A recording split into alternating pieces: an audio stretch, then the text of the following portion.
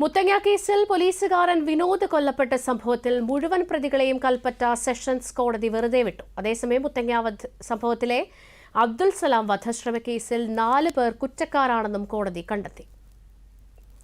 കൂടുതൽ വിവരങ്ങളുമായി അരുൺ വിൻസെന്റ് ചേരുന്നുണ്ട്. അരുൺ, വളരെ പ്രധാനപ്പെട്ട ഒരു കേസിൽ, മുത്തങ്ങ കേസിൽ പോലീസ് വിനോദ് കൊല്ലപ്പെട്ട സംഭവത്തിൽ മുഴുവൻ പ്രതികളെയും കോടതി വെറുതെ വിട്ടിരിക്കുകയാണ്. എങ്ങനെയാണ് വിവരങ്ങൾ?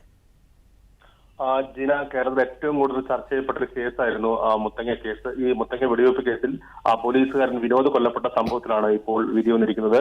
കൽപ്പറ്റ സെഷൻസ് കോടതിയാണ് ഇപ്പോൾ വിധി പുറപ്പെടുവിച്ചിരിക്കുന്നത്. കേസിലെ മുഴുവൻ പ്രതികളെയും കോടതി വെറുതെ വിട്ടിരിക്കുന്നു. എന്നാൽ അതേസമയം മറ്റൊരു കേസിൽ പോലീസുകാരൻ അബ്ദുൽ സലാമിന് പരിക്കേറ്റ സംഭവത്തിലാണ് 4 പ്രതികൾ കുറ്റക്കാരാണെന്ന് കോടതി കണ്ടെത്തിയിരിക്കുന്നത്. ഗീതാനന്ദൻ ഉൾപ്പെടെ 4 പേർക്കാണ് ഇപ്പോൾ 5 വർഷം വധശിക്ഷ വിധിച്ചിരിക്കുന്നത്. ഈ കേസിലെ 29ാം സാക്ഷിയായിരുന്നു അബ്ദുൽ സലാം. ഒപ്പം തന്നെ 30ാം സാക്ഷി ശശീന്ദ്രൻ എന്നിവർ ഈ ഉദ്യോഗസ്ഥ തട്ടിക്കൊണ്ടുപോകൽ, വധശ്രമം, ഗൂഢാലോചന എന്നീ കുറ്റങ്ങളാണ് ഇപ്പോൾ തെളിയിക്കപ്പെട്ടിരിക്കുന്നത്.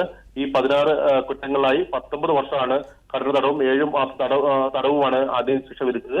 ഇത് ഒന്നിച്ച് അനുഭവിച്ചാൽ 5 വർഷം അനുഭവിച്ചാൽ മതി എന്നാണ് കോടതി ഇപ്പോൾ പുറപ്പെടുവിച്ചിരിക്കുന്നത്. കൂടാതെ മരിച്ച പോലീസുകാരന്റെ വിനോദിന്റെ കുടുംബത്തിന് 7 ലക്ഷം രൂപയും, പരിക്കേറ്റ അബ്ദുൽ കുടുംബത്തിന് 3 ലക്ഷം രൂപയും, പരിക്കേറ്റ ശശീന്ദ്രന് 2 ലക്ഷം രൂപയും നഷ്ടപരിഹാരം നൽകാനും കോടതി ശുപാർശ ചെയ്തിട്ടുണ്ട്. 2003 ഫെബ്രുവരി 19 കേസിനാസ്പദമായ സംഭവം നടന്നത്. മുത്തങ്ങയിൽ ആദിവാസി ഗോത്രമഹാസഭയുടെ നേതൃത്വത്തിൽ കുടിൽക്കെട്ടിൽ സമരം ആരംഭിച്ചു.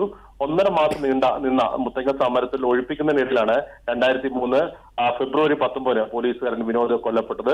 വനംവകുപ്പ് ഉദ്യോഗസ്ഥർക്ക് പരിക്കേൽക്കുകയും ചെയ്തിരുന്നു. ഈ കേസിലാണ് 23 വർഷങ്ങൾക്ക് ശേഷം ഇപ്പോൾ കൽപ്പറ്റ ജില്ലാ സെഷൻസ് കോടതി വിധി പുറപ്പെടുവിച്ചത്. ആദ്യം ലോക്കൽ പോലീസും പിന്നീട് ക്രൈംബ്രാഞ്ചും CBI ഒക്കെ അന്വേഷിച്ച കേസാണ്.